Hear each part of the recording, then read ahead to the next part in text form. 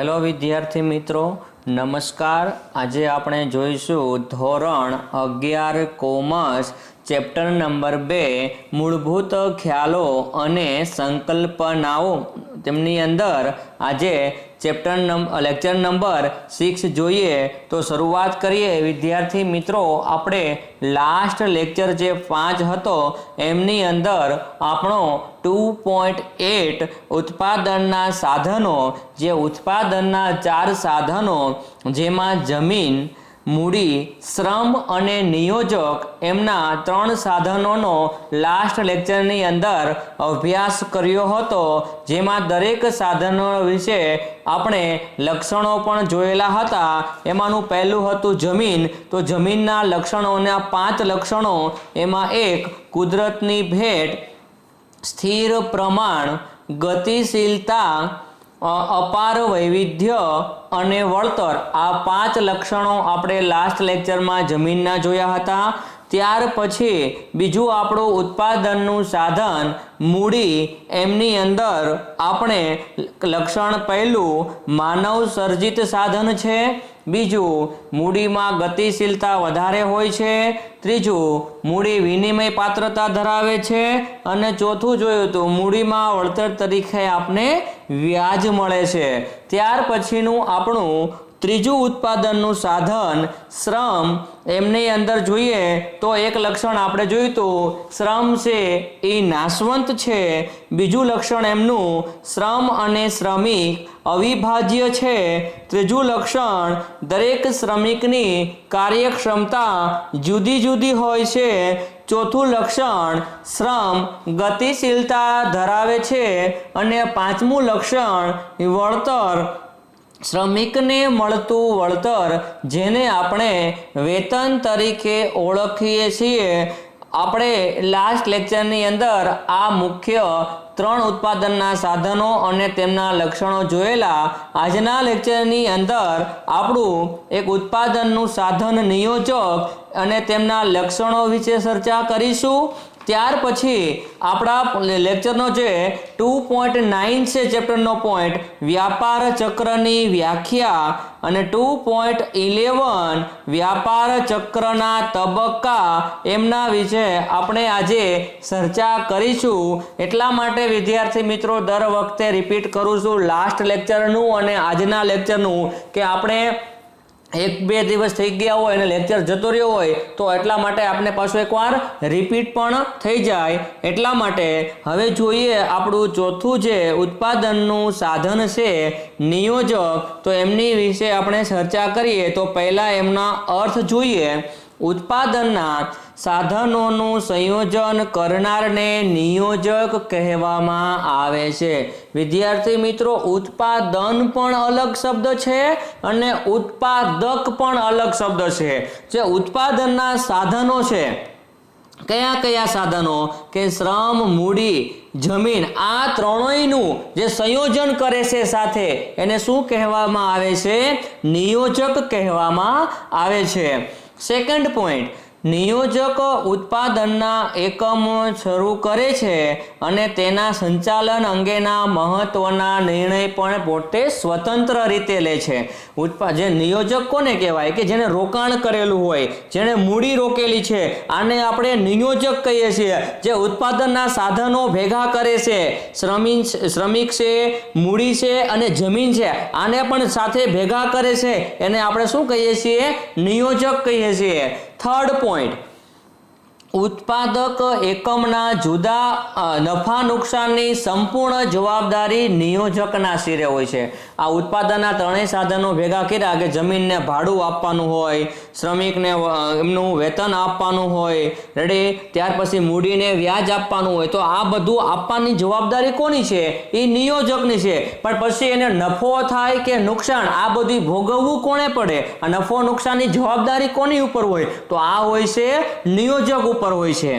नियोजक उत्पादनना साधनो, जमीन, मूडी અને શ્રમને નિશ્ચિત વળતર આપે છે, પરંતુ તેનું વળતર નિશ્ચિત હોતું નથી. કીધું કે ઉત્પાદનના ત્રણેય સાધનો જે છે, જમીનને ભાડું આપે છે, મૂડીને વ્યાજ આપે છે, શ્રમિકને વેતન આપે છે, આ ત્રણેયને આપવાનું નિશ્ચિત હોય છે, ફિક્સ હોય છે, પણ તેને ફિક્સ નફો કેટલો મળશે અથવા નુકસાન જાય છે તે નક્કી હોતું નથી. તો આપણા નિયોજકની વાત કરી.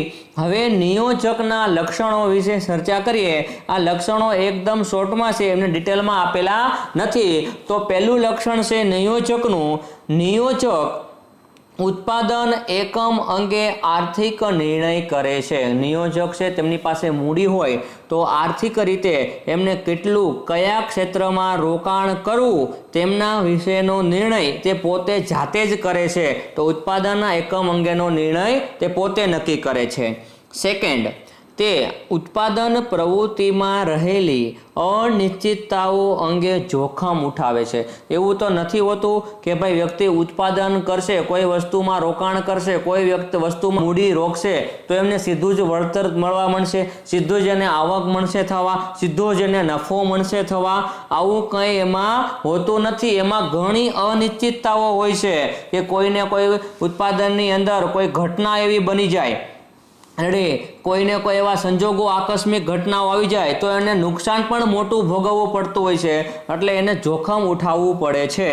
ત્રીજું, તે નવી વસ્તુ, નવા ક્ષેત્રો શોધી નવી ઉત્પાદન પદ્ધતિ વિકસાવે છે. શું કીધું કે એણે ઉત્પાદન નવું લાવવા માટે, નવી આવક મેળવવા માટે, નવું રોકાણ કરવા માટે તેને નવા ક્ષેત્રો શોધવા પડશે, નવા ઉત્પાદનની પદ્ધતિ વિકસાવવી પડશે, નવી ટેકનોલોજી લાવવી પડશે, તો જ એને પોતાની વસ્તુનું ઉત્પાદન કરી શકશે અને એમાંથી આવક પણ મેળવી શકે અને નફો પણ મેળવી શકે.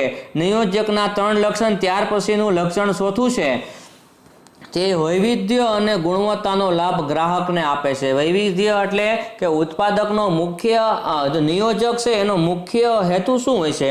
નફો કમાવાનો હોય છે. પણ નફો એમને ક્યારે મળશે કે માર્કેટમાં પોતાનું ઉત્પાદન છે એ અલગ નવી વસ્તુથી, નવા પેકિંગથી, નવી જાહેરાતોથી, નવી સ્કીમ આપીને અલગ વૈવિધ્ય અને ગુણવત્તા, બીજા કરતાં પોતાની ગુણવત્તામાં સારો સુધારો કરી અને બીજા કરતાં પોતાની ગુણવત્તા પણ સારી હોય અને માર્કેટના બીજા લોકો કરતા તેના કિંમત પણ ઓછી હોય, તો આવી રીતે એ કોઈને કોઈ રીતે નવા નુસ્ખા અપનાવીને પોતાનો લાભ મેળવી શકે છે, વધારે નફો મેળવી શકે છે. તો આ બધું કામ કરવાનું કોને હોય છે? નિયોજકે હોય છે. નિયોજકના વળતરને નફો કહે છે. જો નફો મળે તો જ એને વળતર કહેવાય, નહીંતર વળતર કહેવાય નહીં. નુકસાન જાય તો એને વળતર ન કહેવાય. તો જ્યારે એને વળતર મળે તો એને શું કહેવામાં આવે છે?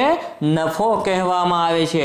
વિદ્યાર્થી મિત્રો, આવી રીતના આપણે ઉત્પાદનના 4 સાધનો અને 4 સાધનો છે એમના લક્ષણો વિશે આપણે ચર્ચા કરી. આ 4 સાધનો 1 માર્ક્સની અંદર આવી શકે. કોઈ પણ વ્યાખ્યા અથવા ખાલી પૂછાય કે નિયોજકને શું વળતર તરીકે મળે છે, મૂડીમાં શું વળતર તરીકે મળે છે, શ્રમિકને શું મળે છે વળતર તરીકે, આવો પણ 1 માર્ક્સનો ક્વેશ્ચન આવે. અથવા આપણે 2 માર્ક્સની અંદર ખાલી લિસ્ટ પૂછવામાં આવે કે ભાઈ નિયોજકના લક્ષણોની યાદી જણાવો, શ્રમિકના લક્ષણોની યાદી જણાવો, એવો પણ કોઈ ક્વેશ્ચન 2 માર્ક્સની અંદર આવે.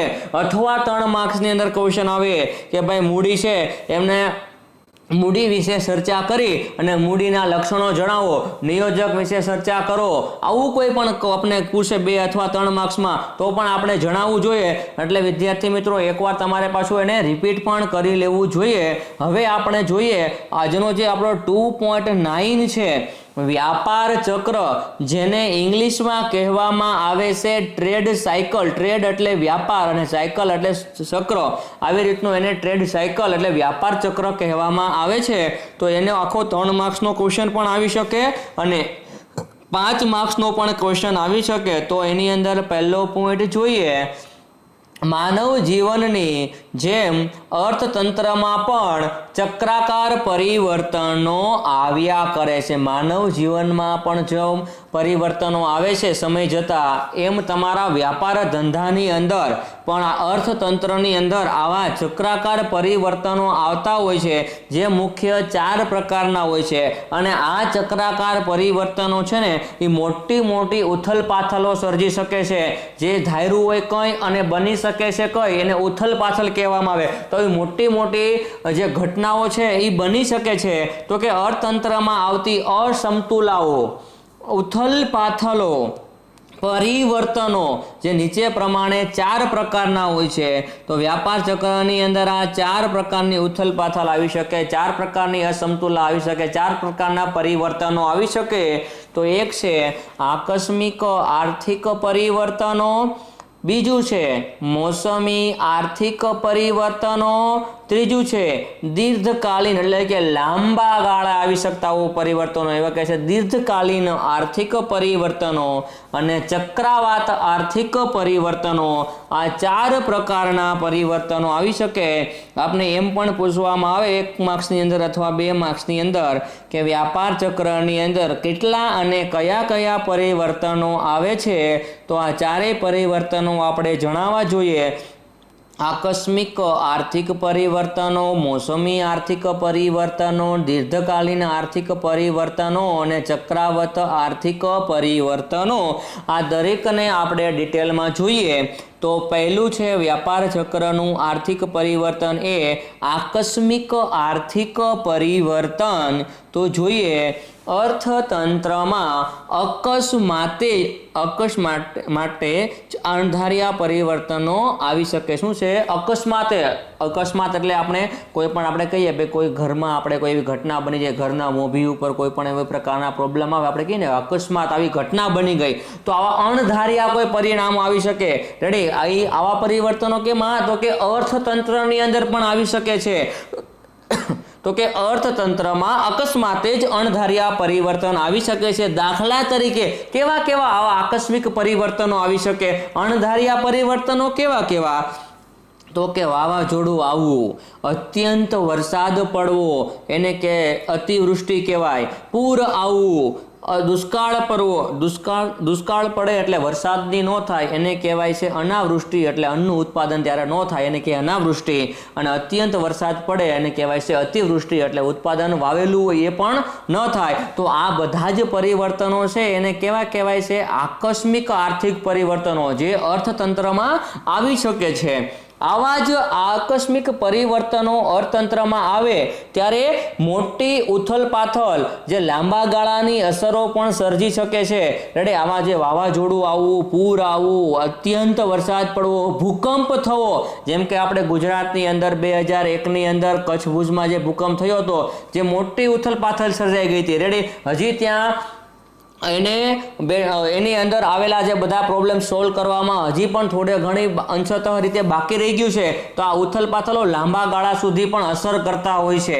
ત્યાર પછી આપણે જોઈએ કે આકસ્મિક પરિવર્તનો ઘણીવાર અર્થતંત્રના કોઈ એક ભાગ કે પ્રદેશ પૂરતા પણ મર્યાદિત હોય છે. રેડી? આપણે વાત કરીએ કે ભાઈ આકસ્મિક પરિવર્તન એવું નથી કે સમગ્ર બધી જગ્યા ઉપર આવે, બધી જગ્યા ઉપર આવા પરિવર્તનો એક એરિયા પૂરતા પણ સીમિત હોય છે. ભૂકંપની મેં વાત કરી કે કચ્છ ભુજની બધી આવેલો હતો પણ કચ્છ ભુજની અંદર વધારે પડતી ઉથલપાથલ થઈ ગઈ, વધારે પડતા પ્રોબ્લેમ થઈ ગયા. રેડી? તો એને કહેવાય છે આકસ્મિક ઘટના. તો આવી ઘટના છે એ પ્રદેશ પૂરતી પણ મર્યાદિત હોય છે. એવું નથી હોતું કે દરેક જગ્યાએ.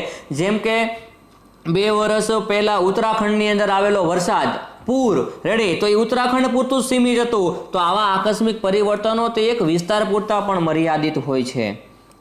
દાખલા તરીકે આવા આકસ્મિક પરિવર્તનો ખેતીમાં આવી શકે અને ઉદ્યોગ ક્ષેત્રે વધારે પડતા, અને ખેતીમાં હોય કે અતિવૃષ્ટિ થાય, દુષ્કાળ પડો એ ખેતીની અંદર આવી શકે, વાવાઝોડું થાય, ભૂકંપ થાય તો ઉદ્યોગની અંદર પણ આવી અસર થઈ શકે. તો એનું ઉદાહરણ છે.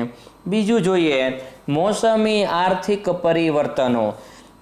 અર્થતંત્રમાં ઋતુ આધારિત પરિવર્તનો આવતા હોય છે. જેમ કે ભારતની અંદર, ભારત જ એવો દેશ છે કે જ્યાં 3 ઋતુઓ અનુભવાય છે: શિયાળો, ઉનાળો અને ચોમાસું. શિયાળાની અંદર ઠંડી અનુભવાય છે, ઉનાળાની અંદર તાપ અને ચોમાસાની અંદર વરસાદ. તો આ ભારતની અંદર આવા મોસમી આર્થિક પરિવર્તનો આવી શકે તો કે શિયાળો, ઉનાળો અને ચોમાસામાં બજારમાં જુદી જુદી માંગ સર્જાતી હોય છે અને તે મુજબ ઉત્પાદન, રોજગારી પણ પરિવર્તન આવતા હોય છે. સાચી વાત છે. જેમ કે શિયાળાની અંદર ભારતની અંદર ગરમ કાપડનું માર્કેટ હોય છે, ઉનાળાની અંદર સુતરાઉ કાપડનું માર્કેટ હોય છે, અને ચોમાસાની અંદર રેનકોટ કે છત્રીઓ. તો આ દરેકની અંદર, કારણ કે કોઈ પણ વ્યક્તિઓ છે આવા અલગ અલગ પ્રકારના ધંધા કરતા હોય છે. તો ધારો કે એક્ઝામ્પલ તરીકે કોઈ વ્યક્તિ ગરમ કપડાનું સ્પેશિયલ કરે છે તો એને ઉનાળા અને ચોમાસાની અંદર આવકનો બહુ હેતુ નહીં હોય, એને વધારે કમાઈ લેવાનું ક્યાં તો શિયાળાની અંદર. તો આવી રીતનું એ કેના ઉપર અસર થઈ? એ કોઈ પણ ઉત્પાદન ઉપર અસર થઈ ને. તો કે શિયાળો, ઉનાળો અને ચોમાસું આ પણ બજારની અંદર માંગમાં અલગ અલગ, ચોમાસાની અંદર માંગ અલગ હોય છે, શિયાળાની અંદર માંગ પણ અલગ હોય છે અને ઉનાળાની અંદર પણ માંગ અલગ હોય છે. દર વર્ષે મોસમી પરિવર્તનોનું એક ચક્ર ચાલ્યા કરે છે અને તેમાં સમયાંતરે પરિવર્તન આવ્યા કરે છે. દર વર્ષે મોસમી પરિવર્તનો કહેવાય. શિયાળો, ઉનાળો અને ચોમાસું એ મોસમી પરિવર્તન કહેવાય. દર વર્ષે આ ઋતુઓ આવે છે અને દર વર્ષે આ ઋતુઓ આવે છે તો સમય અનુસાર એમાં અલગ અલગ પ્રકારના પરિવર્તનો પણ આવે છે. એ આપણું આ બીજું પરિવર્તન જોયું. ત્રીજું પરિવર્તન જોઈએ વ્યાપાર ચક્રનું, તો કે દીર્ઘકાલીન આર્થિક પરિવર્તનો. કેવા? દીર્ઘકાલીન આર્થિક પરિવર્તનો. વ્યાપાર ચક્રના 4 પરિવર્તનોમાંનું ત્રીજું પરિવર્તન દીર્ઘકાલીન આર્થિક પરિવર્તન. અર્થતંત્રમાં કોઈ ચોક્કસ દિશામાં લાંબા સમય સુધી પરિવર્તનની પ્રક્રિયા ચાલ્યા કરે છે તેને દીર્ઘકાલીન આર્થિક પરિવર્તન કહે છે. અર્થતંત્રમાં શું કીધું? લાંબા સમય સુધી, લાંબા ગાળા માટે સતત ને સતત કોઈ વસ્તુ માટે પરિવર્તનો આવતા હોય તો આને કહેવામાં આવે છે દીર્ઘકાલીન આર્થિક પરિવર્તનો. કોઈ પણ ગતિશીલ અર્થતંત્રમાં લાંબા ગાળાના પરિવર્તનો આવતા જ હોય છે. તે એક જ દિશા માટે હોય. આ પરિવર્તનો ચક્રાકાર હોતા નથી. જે દરેક મોસમ અનુસાર, સિઝન અનુસાર ફેરા રાખે એવા પરિવર્તનો નથી કહેતા. તે લાંબા ગાળા સુધી એક જ વસ્તુ ઉપર એની અસર થતી હોય ને આવા પરિવર્તનો સતત ચાલ્યા કરતા હોય. એક જ દિશામાં આવા પરિવર્તનો આવતા હોય છે. રેડી? એને કહેવામાં આવે છે. બાકી આવા પરિવર્તનો ચક્રાકાર નથી. જે લાંબા ગાળા માટે હોય, એક જ દિશા તરફના પરિવર્તનો હોય છે, તે ફેરા રાખતા નથી. ચોથું છે ચક્રાવત આર્થિક પરિવર્તનો. વ્યાપાર ચક્રનું ચોથું પરિવર્તન છે ચક્રાવત આર્થિક પરિવર્તન. એક સમયગાળા દરમિયાન ઉર્ધ્વગામી અને અર્ધગામી આર્થિક વલણો સર્જાય તે ચક્રીય આર્થિક પરિવર્તનો છે અને આવા પરિવર્તનો નિશ્ચિત ન હોવા છતાં ઓળખી શકાય તેવા હોય છે. શું કીધું? ઉર્ધ્વગામી અને અર્ધોગામી કા વિકાસ થઈ શકે અને કા પડતી આવે આવા પરિવર્તનો વ્યાપાર ચક્રમાં આવતા હોય છે. એને કહેવામાં આવે છે આર્થિક પરિવર્તનો. અને આવા પરિવર્તનો છે કોઈ ચોક્કસ દિશાના હોતા નથી અને ચોક્કસ એને ઓળખી પણ શકાતા નથી. આવા પરિવર્તનોને કહેવામાં આવે છે ચક્રાવત આર્થિક પરિવર્તનો. એમની અંદર બીજો પોઈન્ટ જોઈએ તો કે વ્યાપાર ચક્રો આવા ચક્રીય પરિવર્તનો હોય છે. જુદા જુદા અર્થશાસ્ત્રીઓએ વ્યાપાર ચક્રની વ્યાખ્યા આપને આપેલી છે. રેડી? શું કીધું? કે આવા આપણા અર્થશાસ્ત્રની અંદર આવા જે ચક્રાવત પરિવર્તનો આવે છે એમની વ્યાખ્યા પણ અલગ અલગ હોય છે. તો અર્થશાસ્ત્રની અંદર આવા અર્થશાસ્ત્રીઓએ વ્યાપાર ચક્રની ઘણી એવી અલગ અલગ વ્યાખ્યાઓ પણ આપેલી છે. જે આપણે જોઈએ, આપણો 2.10 પોઈન્ટ છે વ્યાપાર ચક્રની વ્યાખ્યાઓ. તેમાં જોઈએ તો કે વ્યાપાર ચક્રની વ્યાખ્યા જેને કહેવામાં આવે છે ઇંગ્લિશમાં definition of trade cycle. Definition of trade cycle. તો પહેલા જ આપણા એક અર્થશાસ્ત્રી છે હેબલર, એણે એવું કીધેલું છે કે ભાઈ અર્થતંત્રમાં રેડી વારાફરતી આવતા સારા અને ખરાબ પરિવર્તનો એટલે વ્યાપાર ચક્ર. શું જણાવે છે હેબલર? કે વારાફરતી આવતા સારા અને ખરાબ પરિવર્તનો કેમાં આવે? અર્થતંત્રમાં. કેવા પરિવર્તનો? કે આર્થિક પરિવર્તનો. આવું હેબલર કહે છે. તો એટલે એને કહેવામાં આવે છે વ્યાપાર ચક્ર. ત્યાર પછી હોટરે જણાવે છે કે વ્યાપારમાં સારા અને ખરાબ તબક્કાઓ આવે તે જ વ્યાપાર ચક્ર. સારા અને ખરાબ એટલે તેજી આવે અને મંદી આવે. તેજીમાં કમાઈ લેવાનું હોય અને મંદીમાં નવું રોકાણ ન કરવાનું હોય. તો આવા જે પરિવર્તનો આવે છે એને પણ વ્યાપાર ચક્ર કહેવામાં આવે છે. વ્યાપાર ચક્રની વ્યાખ્યા પરથી નીચેના મહત્વના લક્ષણો તારવી શકાય છે. એમની અંદર પહેલું છે લક્ષણ, અર્થતંત્રમાં આર્થિક ઉથલ પાથલ થાય છે. અર્થતંત્રમાં સારા અને ખરાબ બે વ્યાપાર તબક્કાઓ જોવા મળે છે. ત્રીજું, મૂળભૂત રીતે અર્થતંત્રમાં વપરાશને પરિણામે ઉદ્ભવતી માંગના પરિવર્તનો. અને ચોથું, વ્યાપાર ચક્રીય ઉથલપાથલ સરખા સમયાંતરે ઉદ્ભવતી નથી. આ ચાર મહત્વના જે લક્ષણો છે આપણે 2 માર્ક્સની અંદર પૂછવામાં આવે કે વ્યાપાર ચક્રની વ્યાખ્યા પરથી કેટલા અને કયા કયા મહત્વના લક્ષણો તારવવામાં આવ્યા છે, તો ખાલી આ ચારનું લિસ્ટ આપવાનું. પહેલું, અર્થતંત્રમાં આર્થિક ઉથલપાથલ થઈ જાય.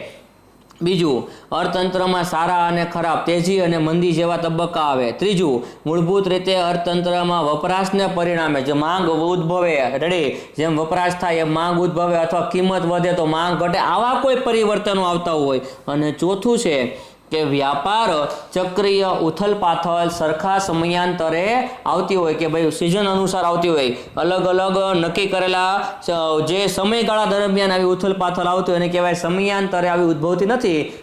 પણ મોટાભાગે ક્યારેક એવું સિઝન અનુસાર પણ આવતું હોય. તો આ 4 પ્રકારના તારણો મેળવી શકાય. અને હવે આપણા આજના લેક્ચરનો લાસ્ટ પોઈન્ટ અને આપણા ચેપ્ટરનો પણ લાસ્ટ પોઈન્ટ જે 2.11 છે, વ્યાપાર ચક્રના તબક્કાઓ, જે 4 તબક્કાઓ છે. આપને ખાલી 3 માર્ક્સની અંદર એવું પૂછાય કે વ્યાપાર ચક્રના તબક્કાઓ જણાવો, તો આ 4 તબક્કાઓ છે એની યાદી આપી અને એને 2-3 પોઈન્ટની અંદર જણાવી દેવા જોઈએ. તો વ્યાપાર ચક્રના 4 તબક્કાઓ તેજી, ઓટ, મંદી અને સુધારણા. આ વ્યાપાર ચક્રના 4 તબક્કા ઇંગ્લિશમાં એને કીધેલું છે stage of A trade cycle. આ ચારેયને આપણે જોઈ લઈએ ડિટેલની અંદર. તો કે તેજી, તમે એને હું સૌ જાણીએ છીએ કે તેજી હોય ત્યારે લોકોને કમાવાનું હોય છે, નવા રોકાણકારો માર્કેટની અંદર રોકાણ કરતા હોય છે. તો એને તેજી કહેવામાં આવે છે. ઓટની વાત કરો તો ઓટની અંદર એવું છે કે જ્યારે માંગ વધે તો કિંમત વધે, માંગ ઘટે તો કિંમત ઘટે, એટલે નફો ઘટવા લાગે અમુક સમયે નફો વધવા લાગે, એને ઓટ કહેશે.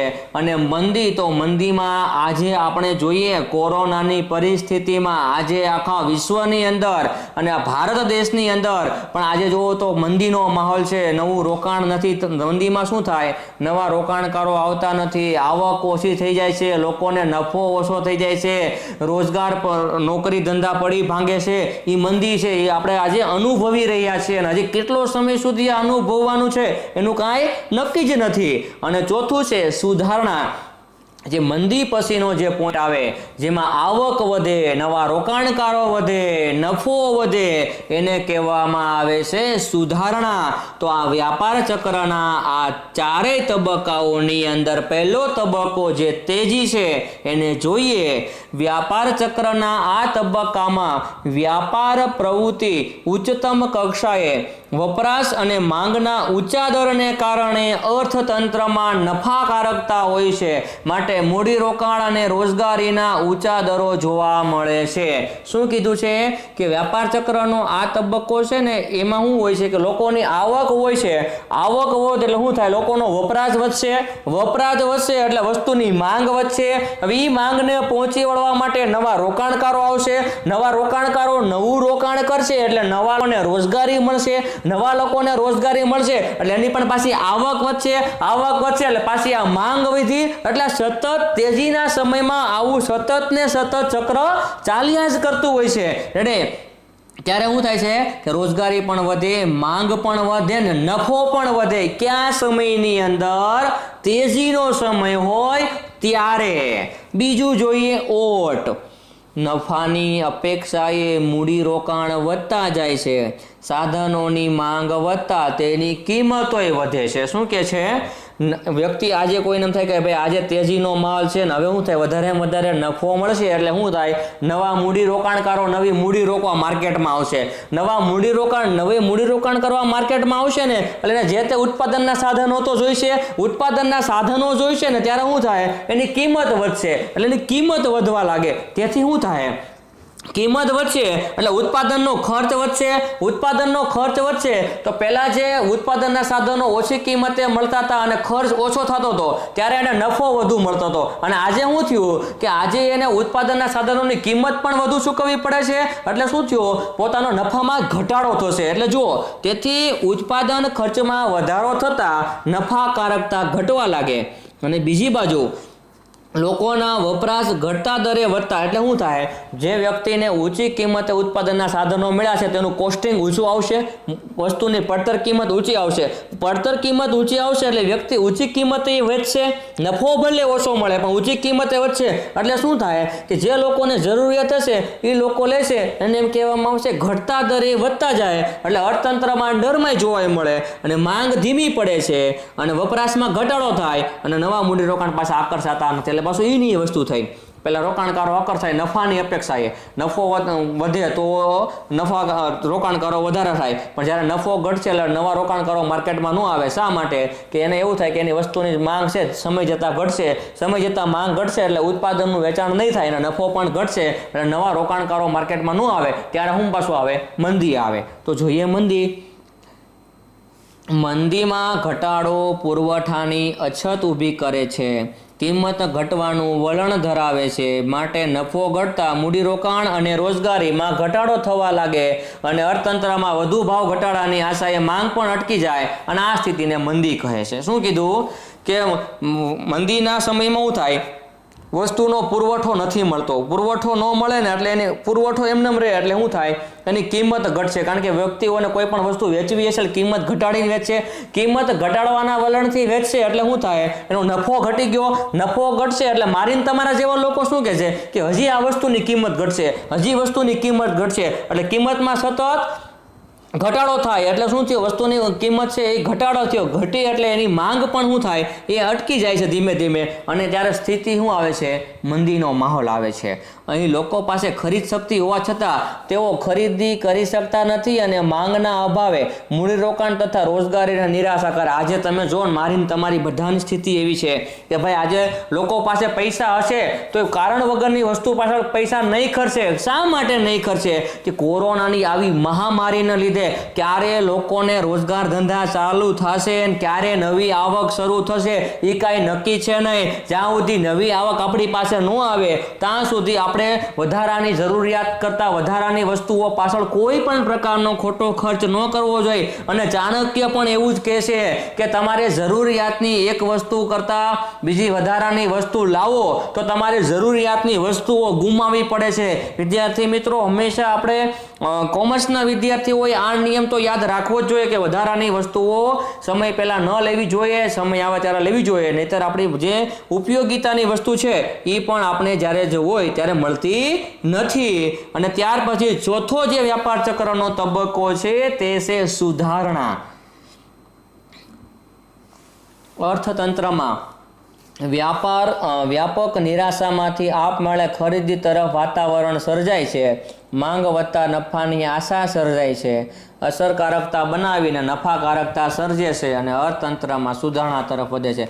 પહેલા પોઈન્ટ આપણે તેજી જોયો એટલે તેજીમાં લોકો નવું રોકાણ કરવા જાય, નવું રોકાણ કરે વસ્તુની કિંમત વધશે, ઉત્પાદન સાધનોની કિંમત વધશે એટલે ધીમે ધીમે પાછું નુકસાન જાય એટલે આપણે મંદી કહીએ છીએ। મંદી તરફ પાછું કેવું થાય કે મંદીની અંદર લોકો પાસે ખોટે ખરીદ શક્તિથી પોતાનું રોકાણ કરશે નહીં, કોઈ વસ્તુ નવી માર્કેટમાં વસ્તુ લેશે નહીં એટલે વસ્તુનો પુરવઠો એમને પડ્યો રહે એટલે લોકો વસ્તુનો પુરવઠો સસ્તી કિંમતે ઓછી કિંમતે વેચશે એટલે મારીને તમારી જેવાને લાગે હજી કિંમત ઘટશે એટલે વસ્તુ ન લે। અને હવે આ બધી મંદીનો માહોલ આવ્યો એટલે પાછો ચોથો પોઈન્ટ એ આપણો સુધારણા, કે આટલી બધી મંદીનો માહોલ આવી ગયો હોય તો ત્યારે વાતાવરણ છે એ કોઈ ધીમે ધીમે ખરીદી તરફ આગળ જાય। જેમ કે આપણે કોરોનામાંથી મહામારી બહાર આવશું એટલે લોકોને ત્યારે બહુ વ્યવસ્થિત રીતે એને કમાવાની તક મળશે, બહુ વ્યવસ્થિત પોતાનો ધંધો ચાલી શકશે એટલે ત્યારે શું થાય તો વધારેમાં વધારે નવા રોકાણકારો માર્કેટમાં આવશે કે હવે આપણે કમાવાનો સમય એવો, નવું રોકાણ કરશે, ગમે ત્યાંથી માર્કેટમાં પૈસા ગોતીને નવું રોકાણ કરશે, નવી આવક સર્જન કરશે, એને કહેવાય છે સુધારણા।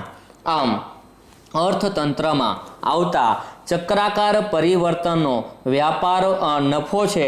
યાદ રહે કે આવા પરિવર્તનો માંગ પુરવઠાના આધારે બજારમાં મૂડીવાદી વ્યવસ્થાને આધારે અસર કરે છે। માંગ અને પુરવઠો બહુ ઇમ્પોર્ટન્ટ છે। માંગ અને પુરવઠાના આધારે જ નવા રોકાણકારો આવે છે, નવી મૂડી માર્કેટમાં આવે છે, રેડી નવી આવક સર્જન થાય છે। કોના આધારે? માંગ અને પુરવઠાના આધારે। અને આ બંને ચેપ્ટર આપણું જે ત્રીજું છે એ માંગ છે, જેને ઇંગ્લિશમાં ડિમાન્ડ કહેવાય છે, અને ચોથું ચેપ્ટર આપણું જે છે એને પુરવઠો, જેને ઇંગ્લિશમાં સપ્લાય કહેવામાં આવે છે। હવે આપણું જ્યારે ત્રીજું અને ચોથું ચેપ્ટર આવશે તેની અંદર આપણે માંગ અને પુરવઠાને આપણે વ્યવસ્થિત સમજીશું। પણ વિદ્યાર્થીઓ, આપણું આ ચેપ્ટર તો પૂરું થઈ ગયું છે, પણ એક તફાવત જે છે શ્રમિક અને નિયોજક વચ્ચેનો એ આપણે એક સમજી લેવો જોઈએ, કારણ કે આપણે 2 અને 3 માર્ક્સની અંદર પૂછાય તો આપણે એને વ્યવસ્થિત રીતે લખી શકવા જોઈએ। એટલા માટે શ્રમિક અને નિયોજક વચ્ચેનો તફાવત, શ્રમિક કોને કહેવાય અને નિયોજક કોને કહેવાય, બંને વચ્ચેનો એકદમ સાદી સરળ ભાષામાં તફાવત છે તે જોઈએ। પહેલું છે, શ્રમિક નિયોજકના અંકુશ હેઠળ કાર્ય કરે છે। કોના અંકુશ હેઠળ? નિયોજકના અંકુશ હેઠળ। નિયોજક કોને કહેવાય? કે જે રોકાણ કર્યું છે, જેણે ધંધાની અનિશ્ચિતતાઓ ઉઠાવી છે, જવાબદારી ઉઠાવી છે, નફો નુકસાન પોતે વેઠશે, આવું હોય એને શું કહેવામાં આવે છે? નિયોજક। તો જે શ્રમિક છે એને નિયોજકના હાથ નીચે કામ કરવાનું હોય છે। સામે નિયોજક જોઈએ। નિયોજક ઉત્પાદન હેઠળનો માલિક અને સંચાલક હોય છે, તેને કોઈના હાથ નીચે કાર્ય કરવાનો પ્રશ્ન ઉપસ્થિત થતો નથી। રેડી? શ્રમિક છે એમ કોઈ ધંધાનું જોખમ એને ઉઠાવવાનું હોય છે, એટલે માલિક પણ પોતે હોય છે, સંચાલક પણ પોતે હોય છે, એને કોઈના હાથ નીચે કામ કરવાનું હોતું નથી। તો પહેલો પોઈન્ટ આપણો જોયો। બીજો પોઈન્ટ જોઈએ, શ્રમિકનું વેતન નિશ્ચિત સ્વરૂપનું હોય છે। ધારો કે મારી કોઈ આવક છે, મારો પગાર છે એ નિશ્ચિત સ્વરૂપનો હોય છે, પણ જ્યારે કોઈ માલિક હોય છે એને કોઈ આવક નિશ્ચિત સ્વરૂપની હોતી નથી, કોઈ નફો પણ નિશ્ચિત સ્વરૂપનો હોતો નથી। તો શ્રમિકોનું વેતન નિશ્ચિત સ્વરૂપનું હોય છે, જ્યારે નિયોજકને નફાનું પ્રમાણ નિશ્ચિત હોતું નથી। નફાને બદલે ક્યારેક ખોટ પણ સહન કરવી પડતી હોય છે, જેની ખોટ થવાની પણ સંભાવના રહે છે, કારણ કે આવા જોખમો ધંધાની અંદર રહેલા હોય છે, એને કહેવામાં આવે છે નિયોજક। ત્રીજો પોઈન્ટ જોઈએ, શ્રમિકે ઉત્પાદન એકમ સંબંધિત કોઈ અનિશ્ચિતતાઓ કે જોખમોનો સામનો કરવાનો હોતો નથી। એમને એક જ વસ્તુ, ભાઈ આવકથી નક્કી હોય, ઉત્પાદન થાય કે ન થાય, નફો થાય કે નુકસાન થાય, આવું કોઈ જ પ્રકારની જવાબદારી શ્રમિકે જોવાની હોતી નથી। એને ખાલી એક જ વસ્તુ જોવાની કે પોતાની આવક। જ્યારે નિયોજકને શું જોવાનું હોય છે? તો નિયોજકને ઉત્પાદન પ્રવૃત્તિ સાથે સંકળાયેલા તમામ જોખમી અને અનિશ્ચિતતાઓ જવાબદારીઓ નિયોજકના શિરે હોય છે। તમામ જોખમો, તમામ જવાબદારીઓ નિયોજકના શિરે હોય છે, કારણ કે એને રોકાણ કરેલું હોય છે। જો આવક નહીં થાય તો નુકસાન પણ વેઠવું પડે મોટું, અને આવક થાય તો નફો મળે, એ વસ્તુ એને અલગ છે। ત્યાર પછી ચોથો પોઈન્ટ જોઈએ, ઉત્પાદન એકમ અંગેની કોઈ પણ બાબતમાં શ્રમિકોનો નિર્ણય અંતિમ હોતો નથી। ઉત્પાદન વધારવું કે ઉત્પાદન ઘટાડવું, ઉત્પાદન કેવું કરવું, રેડી, એ કોઈ જવાબદારી કે કોઈ પણ હાથમાં, શ્રમિકના હાથમાં વસ્તુ હોતી નથી। જ્યારે નિયોજકની વાત કરીએ તો ઉત્પાદન એકમ અંગેની તમામ બાબતોમાં નિયોજકનો નિર્ણય અંતિમ હોય છે। ઉત્પાદન વધારવું કે ઉત્પાદન ઘટાડવું, કે વસ્તુનું વેચાણ કરવું કે વસ્તુનું વેચાણ ન કરવું, કે વસ્તુનું વેચાણ કેટલી કિંમતે કરવું, કેટલો નફો લઈને કરવું, આ બધું જ નિયોજકના શિર ઉપર હોય છે। રેડી? તો આ આપણે શ્રમિક અને નિયોજકનો તફાવત જોયો। તો વિદ્યાર્થી મિત્રો, આજનો જે લેક્ચર નંબર 6 છે એની અંદર આપણે ઉત્પાદનના સાધનોમાં નિયોજક હતું એની ચર્ચા કરી, એના લક્ષણો જોયા। ત્યાર પછી આપણે વ્યાપાર ચક્ર વિશે ચર્ચા કરી। એની અંદર 4 પ્રકારના પરિવર્તનો, આકસ્મિક આર્થિક પરિવર્તનો, મોસમી આર્થિક પરિવર્તનો, દીર્ઘકાલીન આર્થિક પરિવર્તનો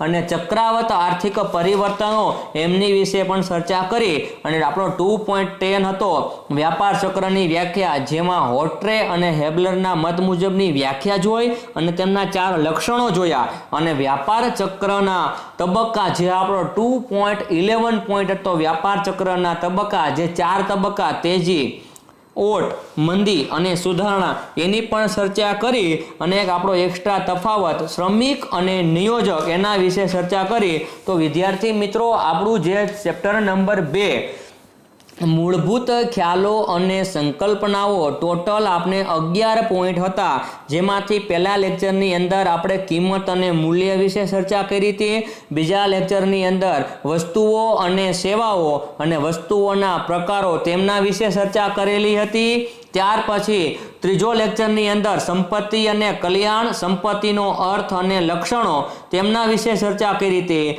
ત્યાર પછી ચોથા લેક્ચરની અંદર સંપત્તિના પ્રકારો, કલ્યાણ અને ઉત્પાદનના સાધનો વિશે ચર્ચા કરી. પાંચમા લેક્ચરની અંદર ઉત્પાદનના સાધનો જે હતા એમની ચર્ચા કરી હતી. અને છઠ્ઠા લેક્ચરની અંદર વ્યાપાર ચક્ર, વ્યાપાર ચક્રની વ્યાખ્યા, વ્યાપાર ચક્રના તબક્કા એમના વિશે ચર્ચા કરી. તો ટોટલ આપણે 6 લેક્ચરની અંદર આપણું ચેપ્ટર નંબર 2 અહીં પૂરું કરીએ છીએ. અને દરેક લેક્ચરની અંદર તમે જોશો ત્યારે વિડીયોની અંદર યુટ્યુબમાં ડિસ્ક્રિપ્શનમાં જશો એટલે એમાં ડિસ્ક્રિપ્શનમાં એક લિંક હશે, તેની ઉપર તમે ક્લિક કરશો એટલે તમારી આખી ચેપ્ટર નંબર 2ની જે PDF છે એ તમે મેળવી શકો છો અને ડાઉનલોડ પણ કરી શકો છો.